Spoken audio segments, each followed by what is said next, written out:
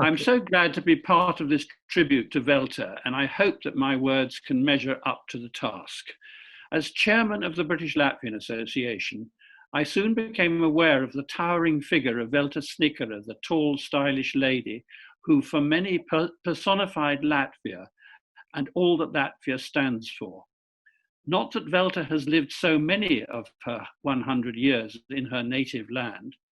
She was born in the area, yes, in 1920, just as Latvia was emerging as an independent state in the aftermath of World War I, when Britain, along with France, played such an important role in guaranteeing that independence, partly through the actions of the Royal Navy. As a young girl growing up in newly independent Latvia, Velta was already writing poetry, eventually graduating from Riga University. She was still living in Latvia when the country was consumed by World War II with 2 Soviet invasions and 1 German.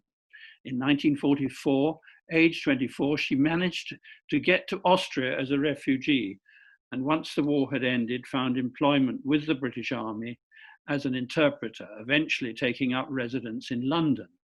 Although she was far away from her Latvian roots, Velta continued to write beautiful Latvian poems, and her reputation as a poet grew, but she made her home with us in England.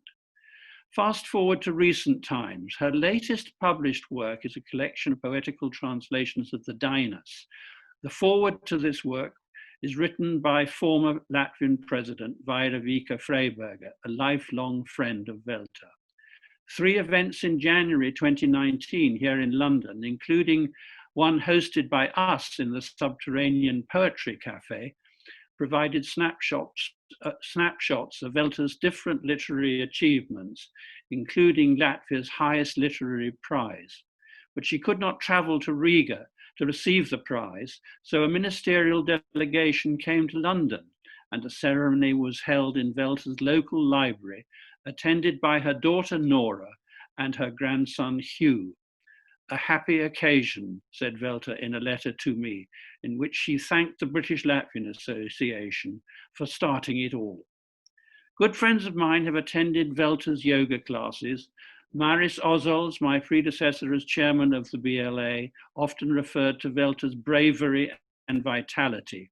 On one teaching day, she was hit by a car when crossing the road, but rather than suspending the yoga class, she insisted on foregoing medical treatment, picked herself up and managed to get home in time to take the class. Other friends of mine, Michael and Jane, only had praise for Velta as a yoga teacher, mentioning that the lessons were even extended to Velta's cat, who was given the same stretching exercises as the human pupils. Thank you, Velta, for being such a great example of courage and imagination. We live in difficult times, and so we need those who can lead us by the principles which they adhere to.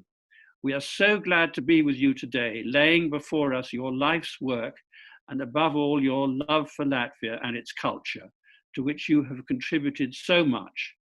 And thank you, Jānis Oga, for giving us, the British Latvian Association, the opportunity to participate in this tribute.